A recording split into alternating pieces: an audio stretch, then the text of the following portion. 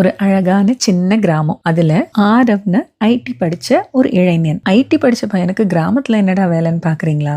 மத்தவங்க சொன்னாங்களேங்கிறதுக்காக சம்பளத்துக்கு வேலைக்கு இல்லாம தான் மனசுக்கு பிடிச்சதுதான் செய்யணும்னு சொல்லி கிராமத்துல விவசாயம் பிடிச்சிருக்குன்னு இந்த வேலையை பார்க்க இங்க வந்துட்டான். எப்போடா நம்ம விளைய வச்சதெல்லாம் எடுத்துட்டு போய் சந்தையில வித்துட்டு வருவோம்னு ஆர்வமா அந்த நாளுக்காக காத்துட்டு இருந்தான். அந்த நாளும் வந்துச்சு. தான் அறுவடை பண்ண காய்கறிகள் எல்லாத்தையும் எடுத்து மாட்டு வண்டியில ஏத்திட்டு அடுத்த ஊர்ல இருக்க சந்தைக்கு கிளம்பிட்டான். போற வழியில அவனோட வண்டியில ஒரு சக்கரம் மட்டும் உடைஞ்சு விழுந்துருச்சு. அவனுக்கு என்ன செய்யனே தெரியாம அந்த இடத்துலயே எல்லா காய்கறியும் போட்டுட்டு உட்கார்ந்துருந்தான். வண்டியை எப்படி சரி பண்ணன்னு புரியாம போற வழியில பார்த்துட்டு போறவங்க எல்லாரும் அவனை ஏளனமா பார்த்தாங்க. உனக்கு இது தேவையா? இது சரிப்பட்டு வராதுன்னு நாங்க முதலே சொன்னோம்ல, நீ இதுக்கெல்லாம் ஆக மாட்ட, இது உனக்கு ராசி இல்ல போல அப்படின்லாம் என்னென்ன வாய்க்கு வருதோ எல்லாத்தையும் அவங்கவுங்க சொல்லிட்டு போயிட்டு இருந்தாங்க. அப்போ அந்த பக்கம் நடந்து வந்த ஒரு மூதாட்டி கையில தடியை பிடிச்சிட்டு ஊனி மெதுவா வந்துட்டு இருந்தாங்க. அவங்க ஆரவ் பக்கத்துல வந்து நின்னுட்டு, எப்போ இது சரியா இல்லையோ அப்போ இது உன்னோட முடிவு இல்ல, எப்பவுமே முடிவு நல்லா தான் இருக்கும், முயற்சி பண்ணு, கண்டிப்பா சரியாயிடும் அப்படின்னு சொன்னாங்க.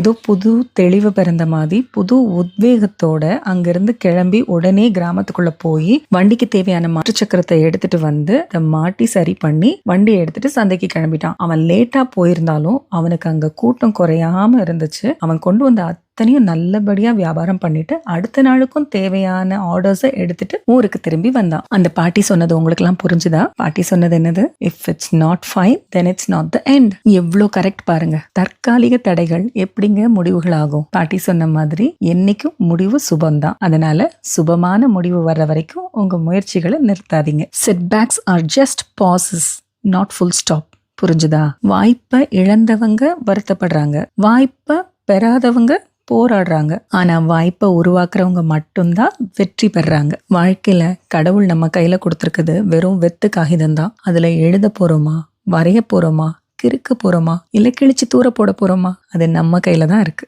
வாழ்க்கையில எதையாவது கத்துக்கிறதுனா குழந்தை மாதிரி இருங்க. ஏன்னா குழந்தைக்கு தான் அவமானம்னா என்னன்னு தெரியாது. விழுந்தா அழுது முடிச்சுட்டு அதுவா எந்திரிச்சு நடந்து போயிடும். மத்தவங்க வந்து தூக்கி விடணும்லாம் காத்துட்டு இருக்காது. நான் படிச்சதுல பிடிச்சது ஒண்ணு சொல்றேன். தானாக உயரும் வயது, விடாமல் துரத்தும் காலம், தடுக்க முடியாத நேரம், கடத்த துடிக்கும் இளமை, காலை தடுக்கும் சமூகம், தொட வேண்டிய இலக்கு, இத்தனை போராட்டம் தான் வாழ்க்கை. என்னதான் இத்தனை போராட்டங்கள் நிறைஞ்ச வாழ்க்கையா இருந்தாலும் நம்ம கனவு அதை விட பெருசா இருக்கே, என்ன செய்ய? அப்போ நம்ம உழைப்பு நம்ம கனவை விட பெருசா இருக்கணும் இல்லையா? சோ நாம ஓடி ஒளியிற பெண் மான்கள் அல்ல, ஒளி வீச போகும் விண்மீன்கள் அப்படின்னு உலகத்துக்கு புரிய வைங்க. அதுக்கான முயற்சியில சீக்கிரமே இறங்கிடுங்க. If it's not fine it's not the end. Right தானே?